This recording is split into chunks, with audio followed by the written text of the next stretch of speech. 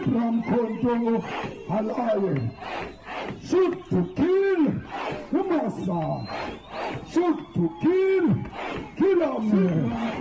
Kiss the poor, the farmer. Kiss the poor, the farmer.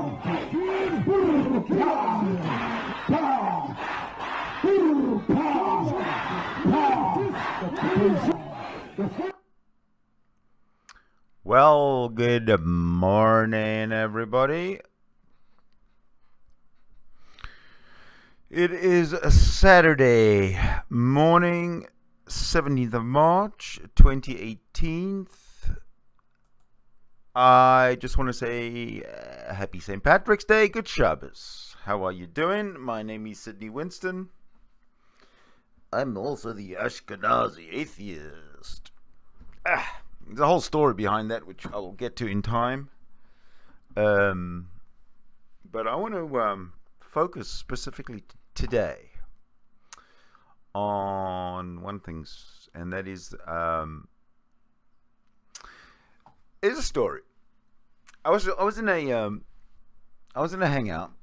I was in a chat room. Yeah, I was in a hangout with a couple of people last week, and I was relating some experiences that I had when I was younger. More specifically, growing up in South Africa, and even more specifically, growing up in South Africa under apartheid, right? So I was relating experiences, and I was relating events. It's just going over stuff that I remember. And this particular person turned on me and screamed at me and went psychotic on me. He either misunderstood something I said or didn't like what I said. But essentially, I said, having pretty much lived at the height, pretty much the height of apartheid, as they call it here, in South Africa, in Cape Town, especially at the time that I was a teenager, getting up into, late teenagehood, and the problems are rising. And I was in high school, and the tensions were in the country, but, it was very difficult for the teachers not to talk about it, and they didn't. It was obvious that I was at a very liberal government-funded school. Very, very obvious, just by the way everybody respected everybody else, regardless of anything, from gardener to principal. Everybody was treated with respect, irrespective of anything. But this psychotic, crazy man who absolutely came out of the blue, I had no idea. I've known this guy for a while. He's pretty level-headed in a certain way, and he makes a lot of good points. And his way of looking at the world is more, state versus individual, whereas I'm more or state over individual, whereas I'm more state or individual over state. So we have differences, but the way he fucking tore into me for what I said, and what I said was essentially this: my experience growing up in South Africa is such that when the black population started to when the black populations in the 70s, in the late 70s, early 70s, I should say, or mid 70s, whenever it was, 1976, when they rioted, I honestly felt that my life was in imminent danger when I lived there. And at the same time, having seen what the white government and essentially white population had done over decades to the black population, to the non-white population, specifically the Bantu, the black African. I mentioned that to a certain extent, I felt that the blacks were out to. I felt they were seething and raging, right? The black population of the country, and I felt as a white person that they deserved to be feeling that way, and we deserve to be the brunt of that rage because of what we, as the white population, had done to the black population over decades. So I mentioned that, the whites probably deserved, I deserve to be exterminated. I mean, exterminated, I don't believe it's even the word I use, but if it was the word I used, so be it. Beloved, I said I deserve to be, as a white person, exterminated by the black people in South Africa for what the white people have done. Even though I grew up in a very liberal, non-racial environment, in the most liberal city of the country, and arguably, I wouldn't say the most liberal part of the city, but in the city bowl, where there's a mix of everybody, liberals, and some conservatives, but many liberals, relative to the time. Now, I bring this up today because there is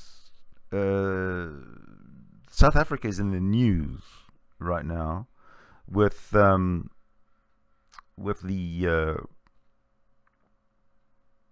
issue of the farmers, the white farmers, land repatriation without compensation, whatever. But what I want to say is that there's a reason that the ANC government, the black government in South Africa, and the black people as a whole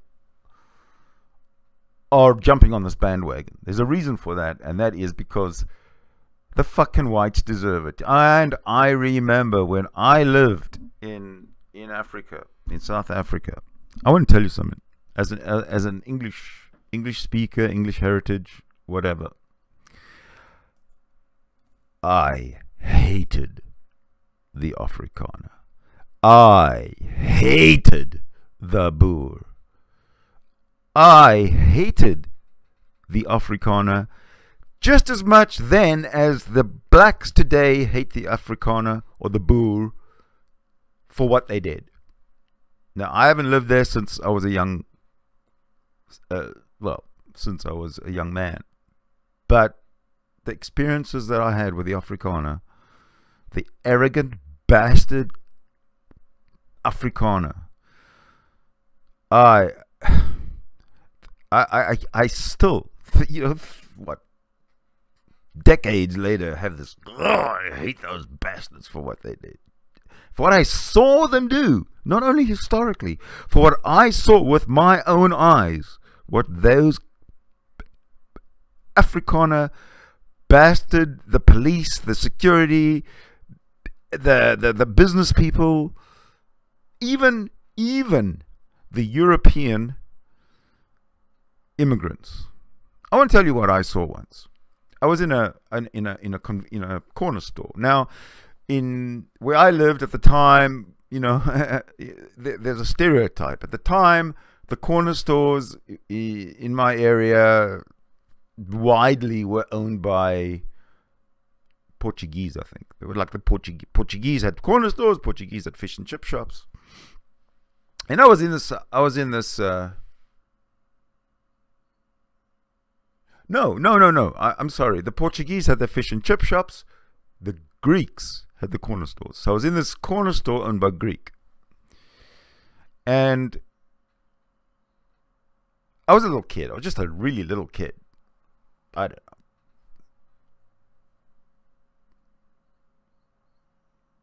11 maybe, or something like that. 11 or 12, I don't know. Somewhere around there. And there was this black laborer waiting in line, standing there waiting to buy something, and this other person was standing behind, white, probably in the neighborhood, maybe known to the guy, to the store owner, knew that what the person was going to buy and was going to spend a certain amount of money, knowing that the black laborer was just going to buy something, just, you know, who knows what, a packet of cigarettes or something for 50 cents, versus the white guy, or the white, I can't remember the gender, white person standing behind, knowing that this person is going to spend a lot more money. So what this guy did, what the guy behind the counter, the Greek guy, did was call the next guy in line, you know, come, I'll serve you next, and the white guy standing, hold on, I was next. And the Greek guy just yelled at him. Yeah, fuck, you know, I don't want to go into what he said, but it was degrading, it was humiliating to that laborer, to that person who was standing first in line and should have been served. That was just one incident that I saw. There's another incident that I saw that had a profound effect on me, and that was done by an Afrikaner guy. It was at a business, and he absolutely humiliated a much older gentleman who was the janitor in this business, and I happened to be working there as an auditor for an accounting firm that I was articled to at the time, and I happened to witness something very, very black, and I mean black in the ugliest sense of the way humans treat of the human cruelty factor. Ugh, the way humans treat other people it's horrible. Now, this leads me, let me just bring in this other, I've got something else here that I want to show you. It wasn't that, it was that. Okay, hold on a sec. I'm going to go look for that. I had something else here that I had to show you. But let me go and look for it in a normal way. Oh, there it is. Okay. Yes. All right. I'm sorry, but they messed it up. But I'll make good. I will make good, I promise you. All right, so here we go.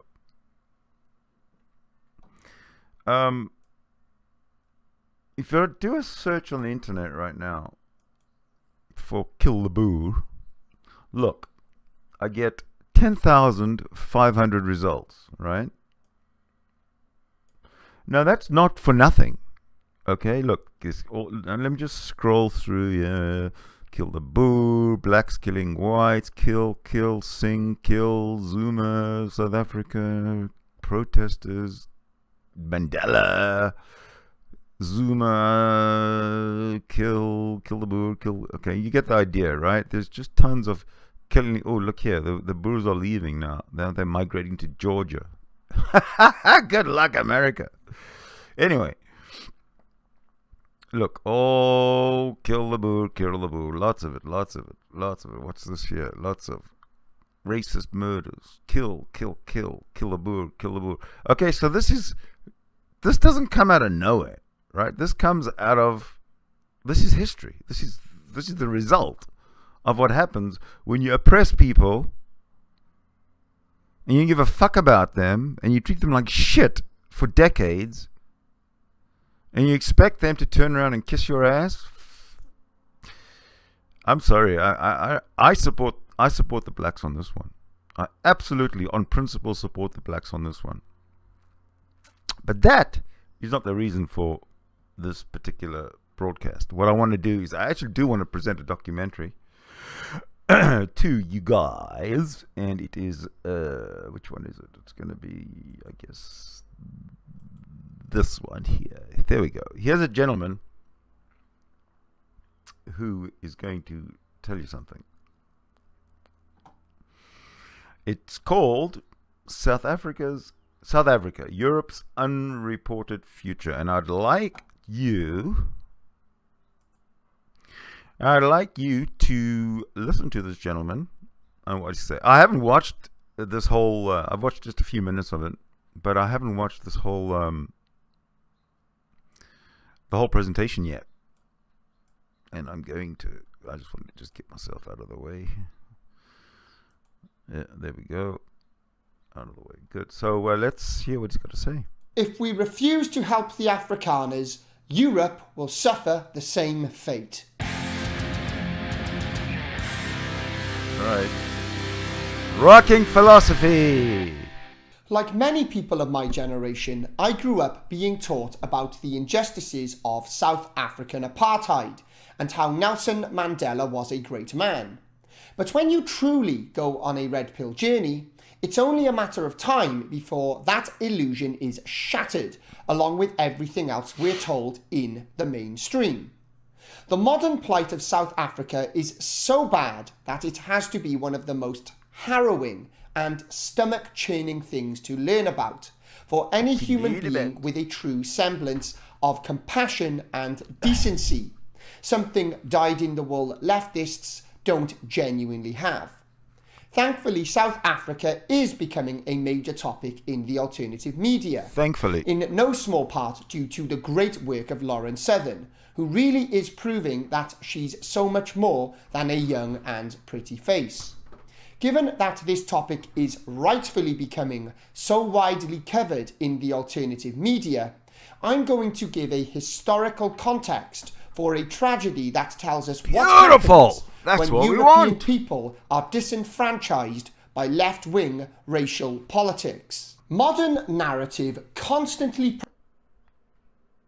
promotes the lie of the noble savage, where indigenous cultures are corrupted and exploited when white men came across the sea who brought them pain and misery. A little Iron Maiden reference there for those that spotted it. But this is wildly exaggerated at best. Of course, some tribes were more peaceful than others, but the evidence shows that only isolated tribes had the luxury of a conflict-free life. Thanks to this false narrative, white people in South Africa have become the victims of cruel and racist mischaracterization. Let's go back in time to answer two fundamental questions about South Africa. Why did apartheid exist? And who has proper claim to the land we now call South Africa? Africa is a huge continent, and even before Europeans discovered sub-Saharan Africa, there were massive sections that were untouched and unsettled by humans.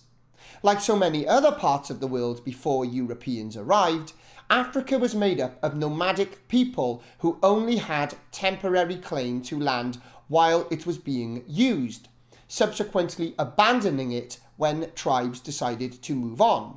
However, like all tribal cultures living in close proximity, conflict was a fact of life, sometimes leading to genocide. South Africa started out as trading stations for routes that travelled around its east coast, soon after its discovery by the Portuguese in 1498.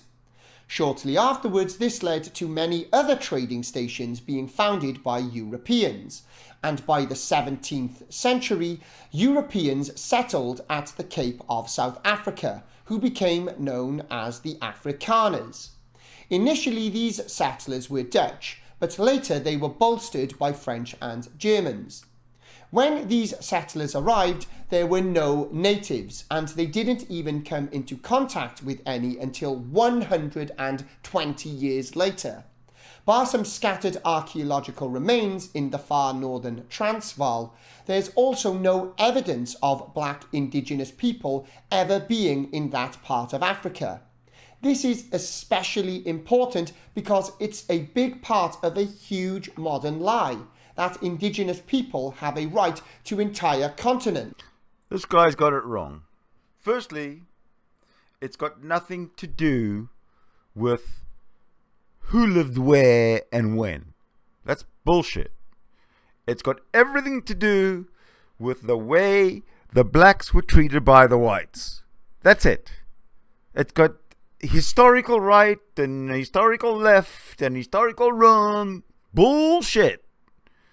If you have hegemony over a race of people, or people within your sovereign borders, you treat them like people. You don't treat them like fucking worse than animals. And that's what the Afrikaner did. So fuck you, Afrikaner. Whether or not they occupied the land. To be frank, this is far-left propaganda invented by downright evil Marxists that believe individuals can't own property, given that this can't automatically be used by all. Not long after World War II, they used this lie to disenfranchise all white people that settled outside of Europe, South Africa becoming part of that.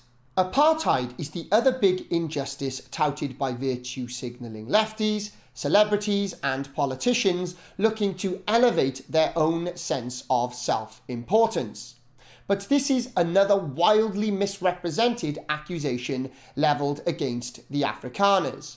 Apartheid was a necessary, albeit unfortunate, way to maintain peace and stability in a fragile environment. Necessary? This is because, as I... Did he say necessary? Are you fucking out of your mind?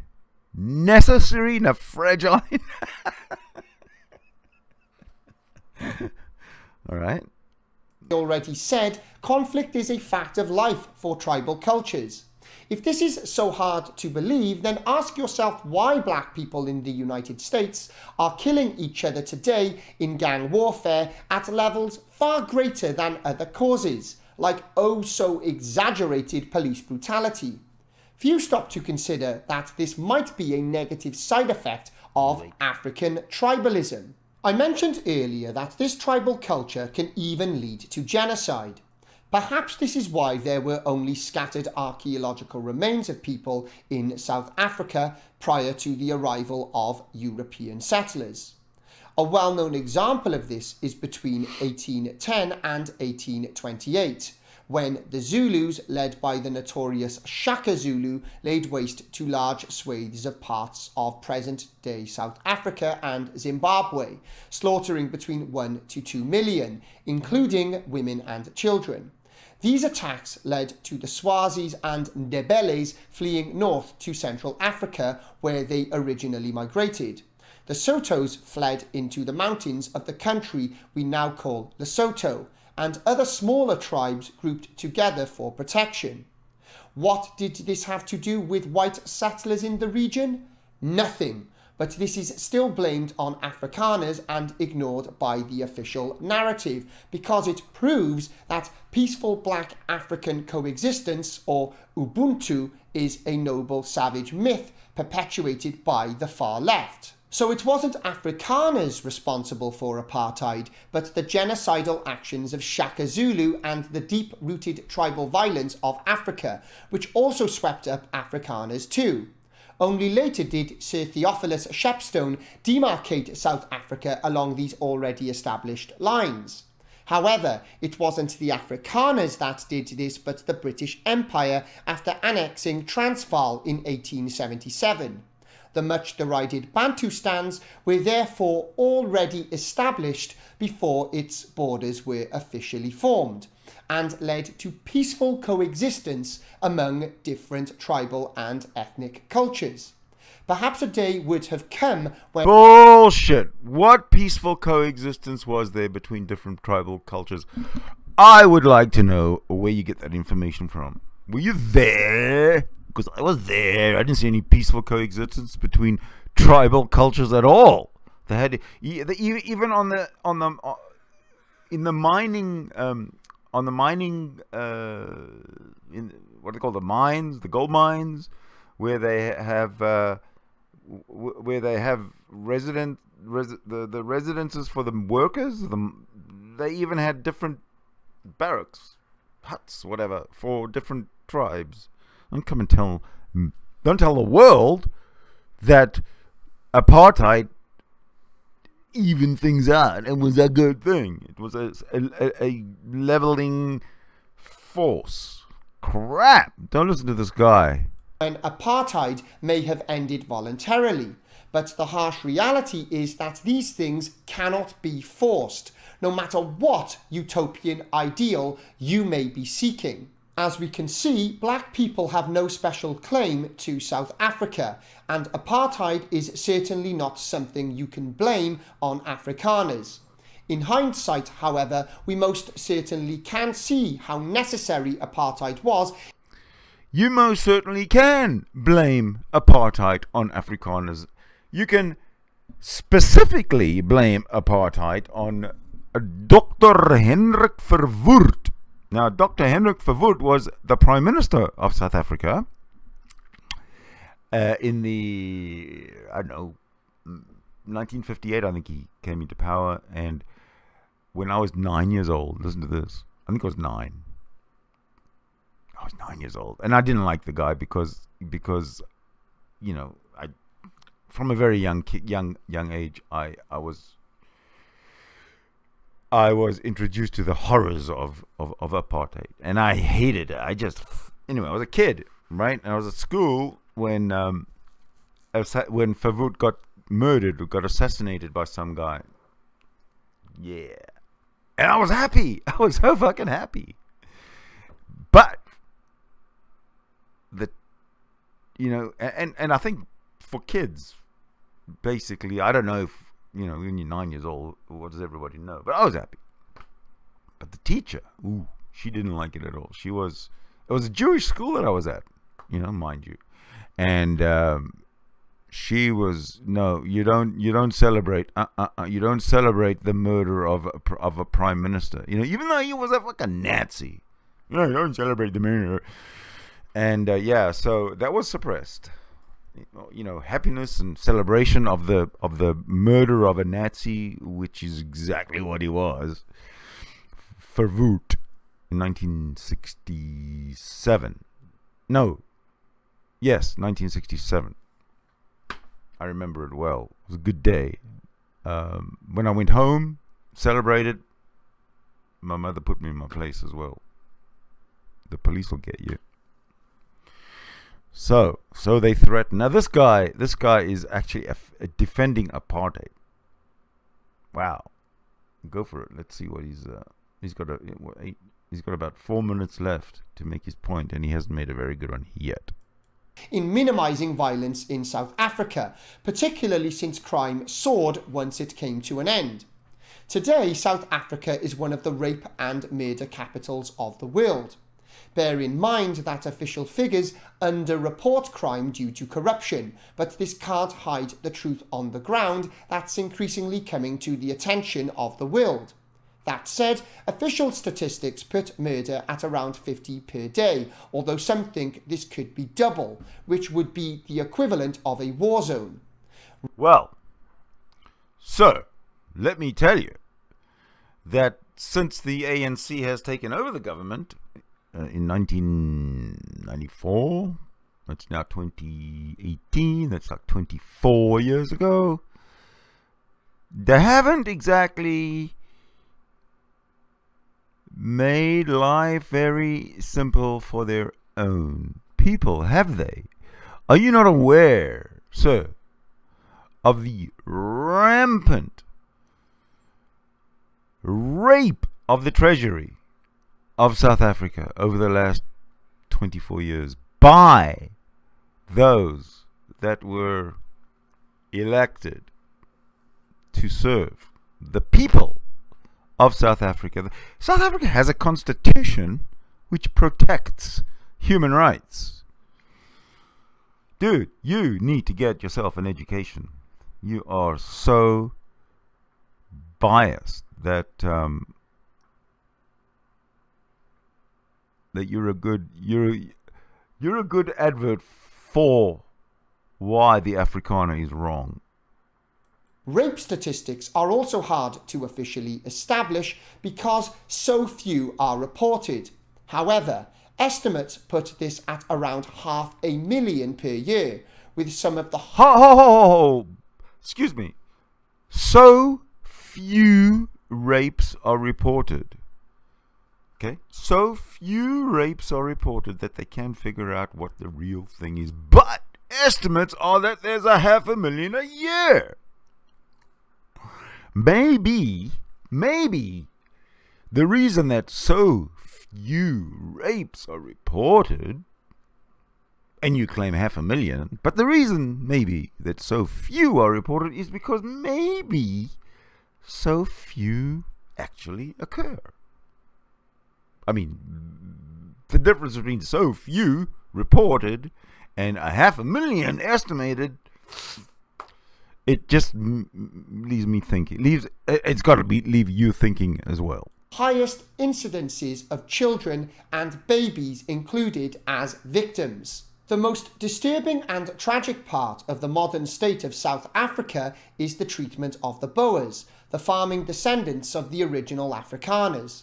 The South African... This is where I came in the beginning, and I vented my venomous hatred of the Afrikaner, of the Boer, that I personally experienced when I lived, when they controlled my life, when they controlled my thinking, they controlled everything. I want to tell you something. The Afrikaners, the cunts that they were, in a first world country that South Africa was, when I was growing up, it was almost like a better Britain. They would not allow the technology of television to be introduced into the country in case it was used for, subversion and whatnot. Now, perhaps they were right. It probably would have been, but they deserved it.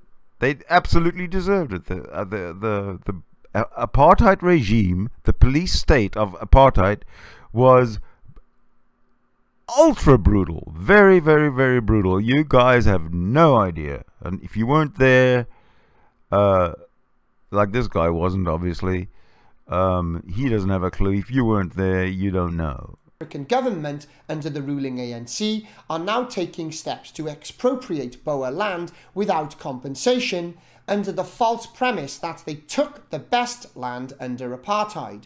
This is a flat-out lie, given that some of the best rainfall and natural resources are available on the land owned by black Africans, not to mention that I've already given a proper context for apartheid. Are things leaning more towards with or without compensation? I don't know, I'm just curious. Yeah. Look, the decision that has been taken, it's without compensation. But once it's law, no farmer, no person that can come and say that I am going to disobey this law. No, do it at your own peril. It's also become obvious that the South African government is turning a blind eye to violence against Boers that can only truly be described as horrific and on a level that exceeds the worst horrors imaginable. Oh, I grew up being taught about the injustices of South African apartheid. South Africa, and apartheid is certainly not something. I'm sorry, but I fucked it up. Hold on a sec. Where's this guy? Okay, there he goes. The Boers deserved it. The Boers deserve everything they fucking get. Be described as horrific and on a level that exceeds the worst horrors imaginable. Hardly surprising when you consider how the government itself celebrates and calls for violence against the Boer population.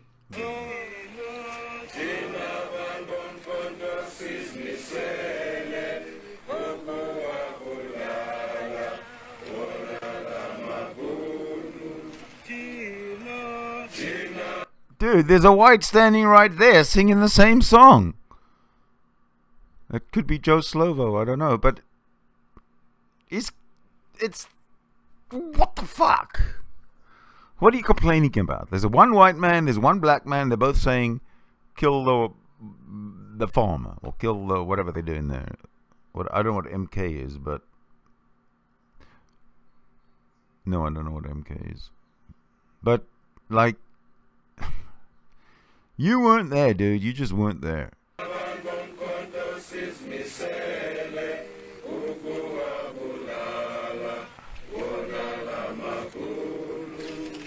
Ulipul sizokushaya uzotuchulwa uliphuno sizokushaya uzobaleka.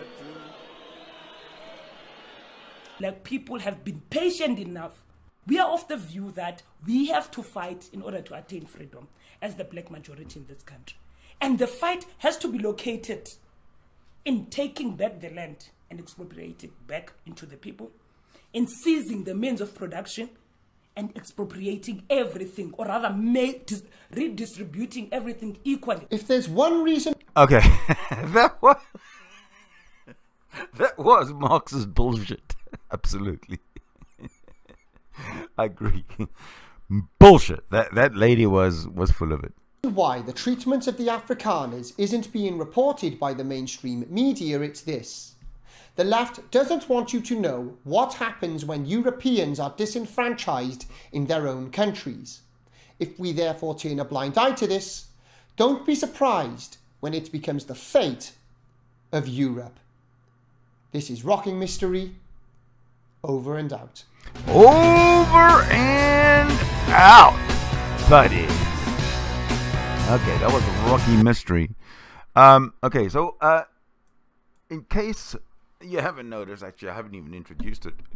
I'm watching the. I should just move myself out of the way here and show you that I'm kind of watching the. I'm watching the chat window there, so not much going on there right now. But for future broadcasts and stuff, I might just keep myself on this window. You know, do something like put the background in there and throw myself across like that, and pretty much, you know, do that. And if the window, if there's chat going on, I'll make it visible and we'll discuss it. But that is essentially what I wanted to bring you today, because apartheid was horrible. The Afrikaner, the Boer, perpetuated apartheid. They exploited the black labor like you wouldn't believe, like in a very inhumane way. Oh man, I one day I'll sort of have a bit of a trip down memory lane and sort of relay what I remember seeing and how I remember feeling and about these other people that were people. I mean, you know, if nothing else, they were people. So on that depressing note, I will say thank you so much for watching. I'll be back. You've been watching Sydney Winston streaming for Atheists.